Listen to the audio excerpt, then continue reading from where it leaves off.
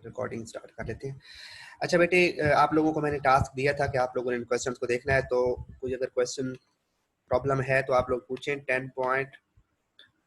10.4 के जो test your self के शॉर्ट क्वेश्चंस मैंने कहा था कि आप लोगों ने जरूर देखने हैं कि साल्ट्स को नेम कैसे किया जाता है कि, और ये nitric acid, phosphoric acid, acetic acid के साथ जब रिएक्शन होगा तो कौन से सॉल्ट्स बनेंगे। अगर यहाँ पे कोई प्रॉब्लम है तो वो आप लोग पूछ लें, अदरवाइज मैं फिर बेटा नेक्स्ट टॉपिक को स्टार्ट करने लगा हूँ। फास्फोरिक एसिड का फार्मूला होता है H3PO4।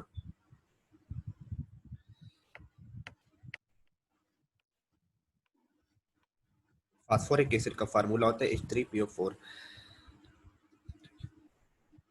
जी बेटा चलो मैं बता देता हूँ। एक स्टूडेंट कह रही है सर इनसॉल्युबल रिएक्शंस का थोड़ा सा बता दें।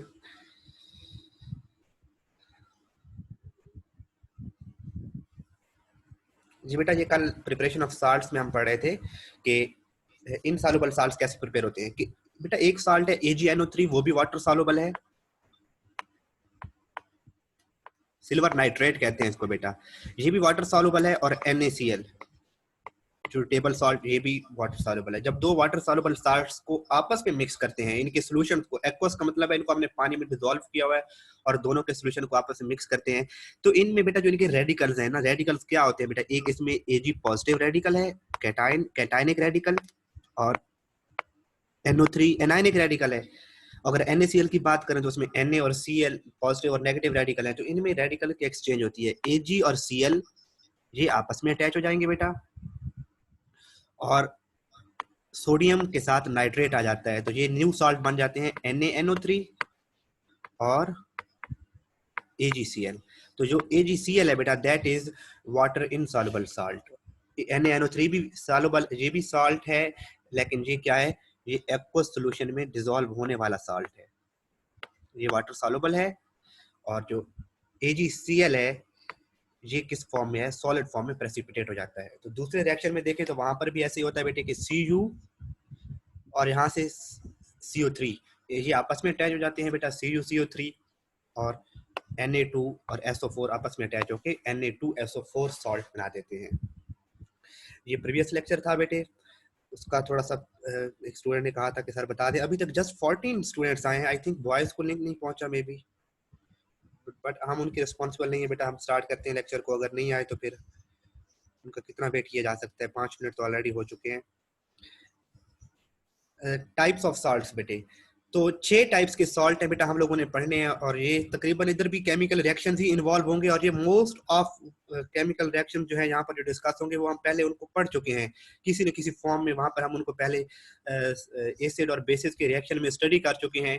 तो पहला है बेटा कि there are main classes of salts कितनी है बेटा, 6 टाइप्स हैं। एक normal salts, acidic salts, basic salts, double salts, mixed salts and complex salts.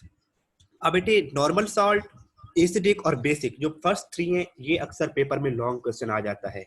एक ही आता है कि what is meant by normal salts, या उनको नॉर्मल सॉल्ट के रिएक्शंस लिखें, या लॉन्ग क्वेश्चन आ जाता है एसिडिक सॉल्ट्स का, या लॉन्ग क्वेश्चन आ जाता है बेसिक सॉल्ट्स का। जबकि जो डबल सॉल्ट, मिक्स सॉल्ट और कम्प्लेक्स सॉल्ट हैं बेटा, ये जिनको मैंने ब्लू से ब्लैक से टिक किया है, ये 3 ये वाले शॉर्ट क्वेश्चन में आ जाते हैं। और नॉर्मल सॉल्ट, बेसिक सॉल्ट और एसिडिक सॉल्ट जिनको रेड से मार्क किया है, ये लॉन्ग क्वेश्चन पेपर में आ जाता है। तो आज हम डिस्कस करते हैं बेटा नॉर्मल और न्यूट्रल सॉल्ट्स को डिस्कस करेंगे। अच्छा बेटे, अगर आपको याद हो हमने प्रॉपर्टीज ऑफ सॉल्ट्स में पढ़ा था कि सॉल्ट्स हमेशा न्यूट्रल होते हैं, तो ये फिर एसिडिक और बेसिक सॉल्ट क्यों आ गए? क्वेश्चन तो राइज होता है कि हमने तो कहा था कि सॉल्ट हमेशा न्यूट्रल होते हैं, तो फिर एसिडिक और बेसिक सॉल्ट क्या कहां से आ गए? तो इसका मतलब है एसिडिक सॉल्ट न्यूट्रल नहीं होंगे, बेसिक सॉल्ट भी न्यूट्रल नहीं होंगे। तो इसको हम एसिडिक और बेसिक सॉल्ट में इन पॉइंट्स को भी डिस्कस करेंगे। अभी बेटा हम चलते हैं उस पर नॉर्मल सॉल्ट को डिस्कस करते हैं बेटा।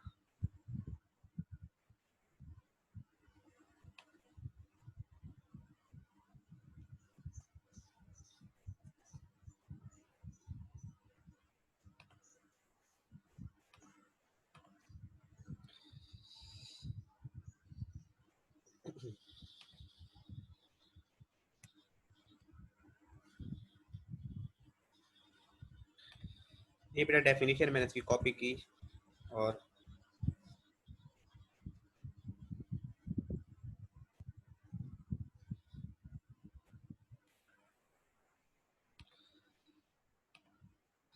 सर स्कूल में पिछला टॉपिक पढ़ाएंगे। अच्छा बेटा उसको छोड़ें, स्कूल में जब कल जो होगा देख लेंगे कल। अभी बेटा आप लोग जस्ट फोकस करें इस लेक्चर्स पर जो हम यहाँ पे पढ़ रहे हैं। जब यहाँ पे पढ़ रहे हैं तो उसको आप ऐसे अंडरस्टैंड करें, उसको ऐसे अच्छी तरीके से याद करें कि आपको वो दोबारा फिर अगर पढ़ें तो आपकी रिविजन हो, आपने पहली मरतबा उनको अच्छे से याद किया हुआ। तो अब ये क्वेश्चन ना पूछे कि सर स्कूल में जाएंगे तो कहाँ से स्टार्ट करेंगे। वो जो भी स्कूल की पॉलिसी होगी, जो भी हेड ऑफिस से पॉलिसी आएगी, वहां से स्टार्ट करेंगे बेटा।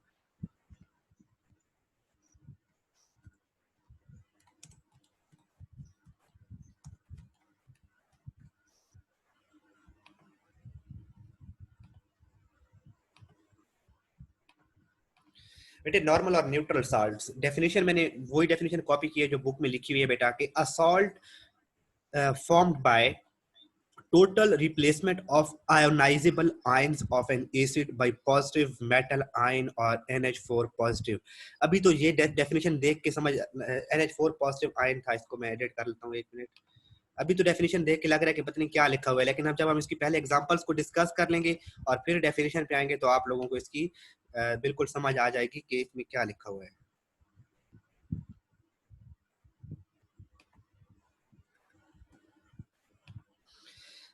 बेटा कुछ एसिड्स की बात कर लेते हैं। देखें हमें पता है कि सॉल्ट कैसे बनते हैं। जब भी किसी एसिड का रिएक्शन होता है किसी बेस के साथ, तो हम सिंपल यानी कि और भी रिएक्शन हैं लेकिन मोस्टली एसिड का बेस के साथ रिएक्शन हो रहा है। तो एसिड है बेटा HCl और बेस है NaOH।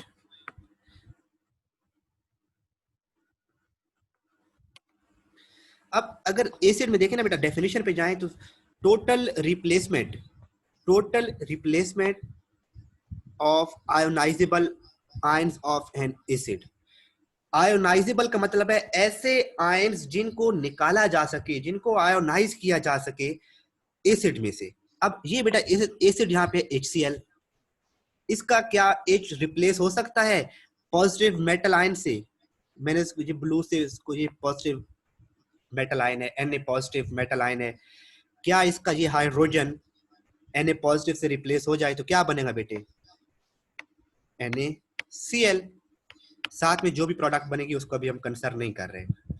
तो क्या हुआ कि जो एसिड में आयोनाइजेबल प्रोटॉन था, आयोनाइजेबल H था, वो रिप्लेस हुआ है सोडियम मेटल से, मेटल पॉजिटिव आयन से। तो जो चीज बनी है वो क्या है, नॉर्मल या फिर न्यूट्रल सॉल्ट।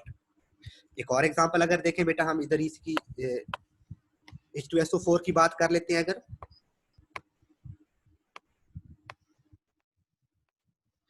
H2SO4 में कितने प्रोटॉन है जो रिप्लेस हो सकते हैं, कितने हाइड्रोजन हैं जो रिप्लेस हो सकते हैं, H2 दो हाइड्रोजन है जो रिप्लेस हो सकते हैं। जो इसका रिएक्शन देखें बेटा, हम किसी बेस के साथ करवाते हैं, सपोज KOH के साथ करवा लेते हैं रिएक्शन।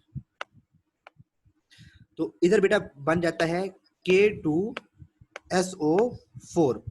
अब ये था एसिड, इसमें आयोनाइजेबल प्रोटॉन थे बेटा, ये दो H2, ये दो आयोनाइजेबल प्रोटॉन थे जिनको रिप्लेस कर दिया गया है किससे बेटा, पॉजिटिव मेटल आयन से।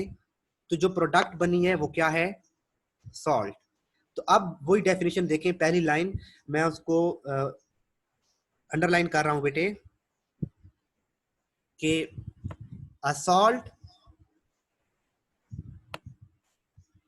is formed by the total replacement of ionizable ions of an acid by positive metal ion। यहां तक अभी पॉजिटिव मेटल आयन तक हाफ डेफिनेशन हुई है कि किसी भी एसिड में जितने भी आयोनाइजेबल प्रोटॉन है अगर वो रिप्लेस हो जाए किसी पॉजिटिव मेटल आयन से, तो जो सॉल्ट बनेगा वो क्या कहलाएगा, न्यूट्रल सॉल्ट। अब एसिड है बेटा हमारे पास H3PO4। अब इसमें कितने प्रोटॉन्स है जो रिप्लेस हो सकते हैं बेटा, ये आप लोग मुझे बताएंगे।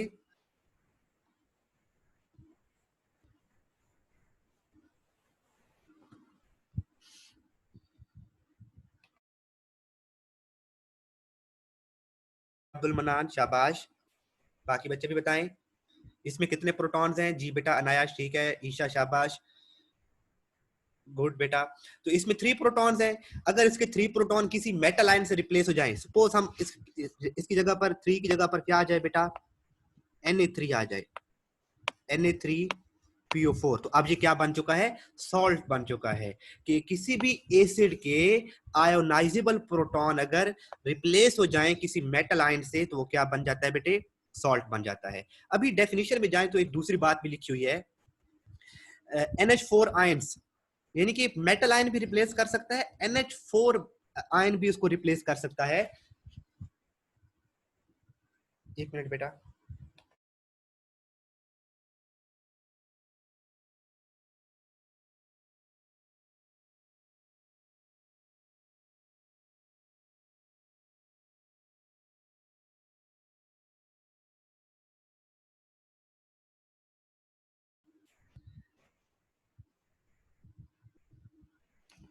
ये तो रिप्लेस हुए थे बेटा कि एच इसको मेटल आयन से रिप्लेस हुआ था। डेफिनेशन में एक दूसरी बात लिखी हुई है कि NH4 पॉजिटिव आयन भी रिप्लेस कर सकता है।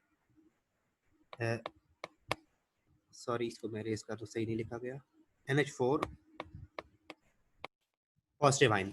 इसकी रिएक्शन देखें बेटा कि NH4OH ये है एक बेस, और इसका रिएक्शन करवाते हैं बेटा नाइट्रिक एसिड के साथ, HNO3।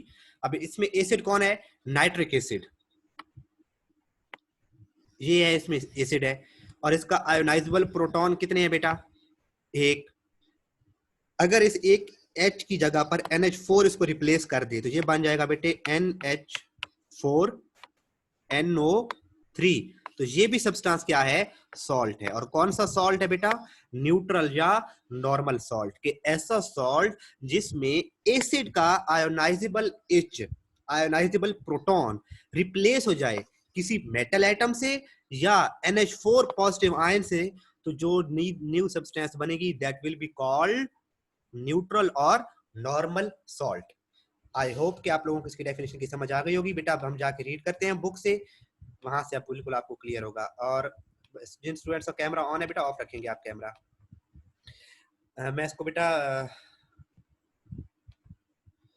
स्पॉटलाइट को फॉलो कर रहे हैं आप लोगों ने, कि नॉर्मल और न्यूट्रल सॉल्ट, ये डेफिनेशन भी अलग से शॉर्ट भी पूछा जा सकता है कि डिफाइन नॉर्मल सॉल्ट, तो ये इनकी define acidic salt, define basic salt. तो शॉर्ट क्वेश्चन 6 के 6 में से बन सकता है अलग से। तो डेफिनेशन बेटा, a salt formed by total replacement. Total replacement का मतलब है कि उसमें जितने भी आयोनाइजेबल प्रोटॉन है सारे के सारे रिप्लेस हो जाएं।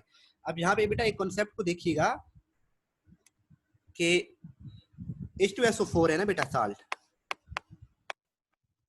अगर इसका एक H रिप्लेस हो और एक रह जाए, अभी जहां 2 H2 थे, एक हाइड्रोजन रिप्लेस, एक निकला है, दूसरा भी एक हाइड्रोजन मौजूद है, इसे कहेंगे पार्शियल रिप्लेसमेंट। और ये हमें कल हम इसको डिस्कस करेंगे। ये पार्शियल रिप्लेसमेंट है, लेकिन न्यूट्रल सॉल्ट में कौन सी रिप्लेसमेंट होगी बेटा, total replacement of ionisable H positive ion, के जितने भी आयन है वो सारे कंप्लीटली अगर रिप्लेस हो जाएं, you will follow the spotlight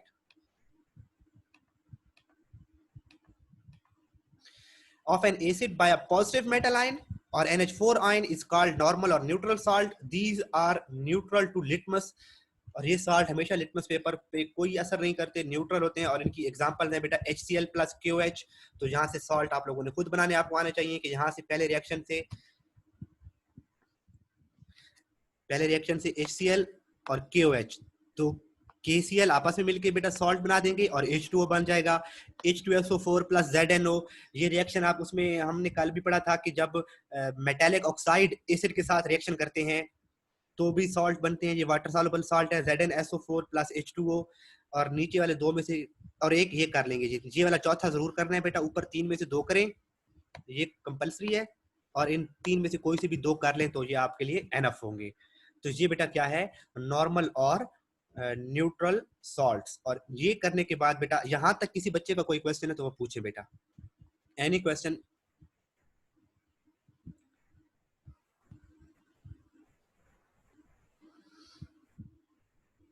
आज का हमारा मेजर टॉपिक यही था बेटे।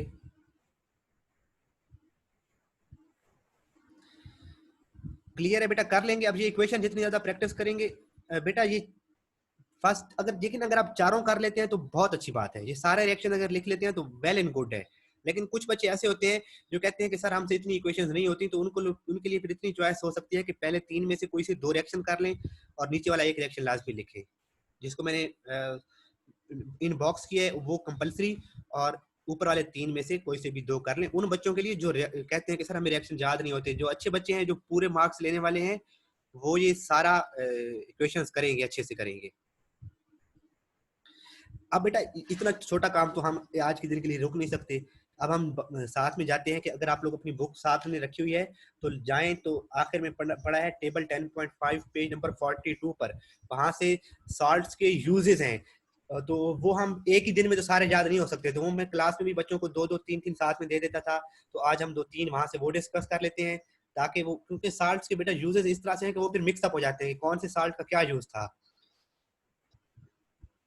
तो पहला बेटे, ये आपके सामने स्क्रीन पे शेयर हो रही है स्क्रीन, अपनी बुक का पेज नंबर 42 है। पहला साल्ट है बेटा सोडियम क्लोराइड, दूसरा बेटा सोडियम कार्बोनेट, साथ में फार्मूले भी लिखे हुए हैं और इनके अक्सर फार्मूले एमसीक्यूज आ जाते हैं कि सोडा ऐश का फार्मूला क्या है और वाशिंग सोडा का क्या फार्मूला है। अब सोडा ऐश बेटा यहाँ पे देखें कि ना, ये दूसरा और तीसरा, ये इन दो को देखें ना बेटा,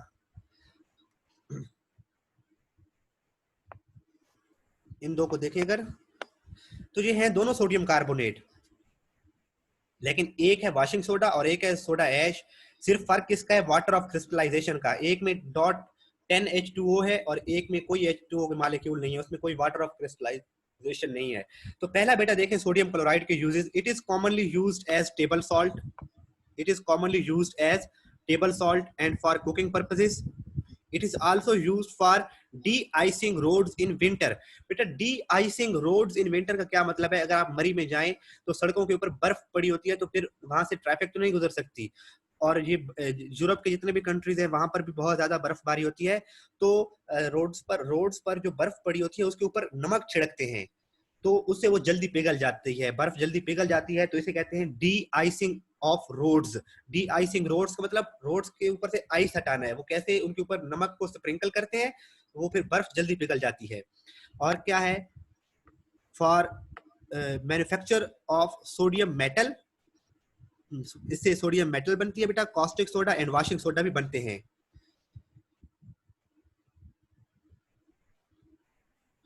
नेक्स्ट क्लास का लिंक आ गया। चले बेटा, ये पहला साल्ट का तो यूज करके लाएंगे ना बेटे, पहले साल्ट का यूज करके लाएंगे बेटा, और जो भी क्वेश्चन होगा उसको हम कल इंशाल्लाह बाकी देख लेंगे। तब तक के लिए बेटा अल्लाह हाफिज, कल इंशाल्लाह नेक्स्ट क्लास होगी। स्टूडेंट्स कह रहे हैं कि नेक्स्ट क्लास का लिंक आ गया बेटा, आप नेक्स्ट क्लास को ज्वाइन करें। जहां तक ये लेक्चर हो चुका बेटे, वो इक्वेशंस को लिख के प्रैक्टिस करें और ये एक साल्ट का यूज करें। अल्लाह हाफिज बच्चों।